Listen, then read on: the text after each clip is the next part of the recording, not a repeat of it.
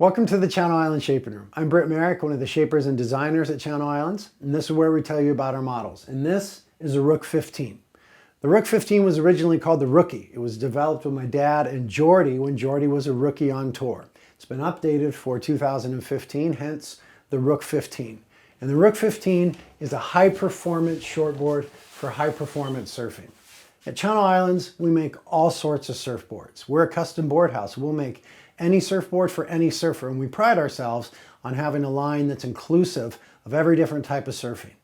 But our bread and butter over the decades has been built on high-performance boards for high-performance surfing.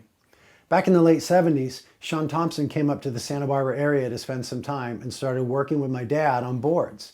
And that was an opportunity for my dad to really progress his designs. Now he had the chance to work with one of the best surfers in the world, and his designs grew by leaps and bounds. And then as sovereignty would have it, a young Tom Curran was growing up in Santa Barbara, and my dad began to work with Tom at a young age. And we all know that story and how Tom has progressed high-performance surfing, and so thankfully progressed Channel Island surfboards in our designs. And then of course, Kelly came along, and the story goes on and on.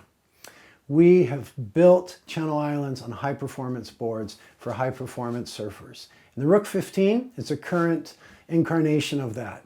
This year on tour, you'll see Kelly riding it, Adriano, Seabass.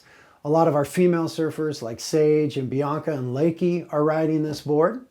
And because it's a high-performance board, it's got a lot of rocker. And it's got a continuous curve throughout from nose to tail. Some of our high-performance designs have staged rockers. This is a continuous curve.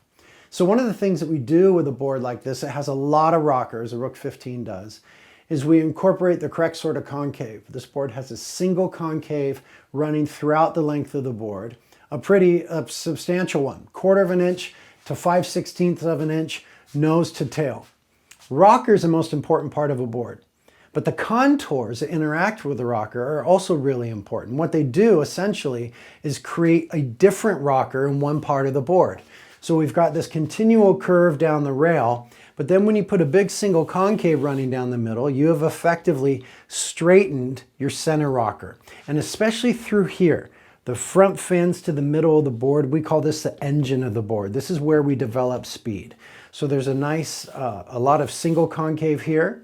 Continuous rail curve, you're able to generate lots of speed, and we know that you're not going to surf radically if you're not able to go fast.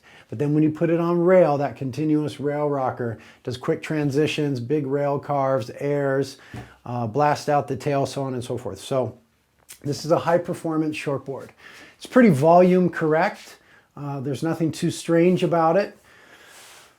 It's got a pretty standard high-performance outline that we're always refining, always working on. Signature Merrick hip, but pretty melted on this one, fairly pulled in tail block.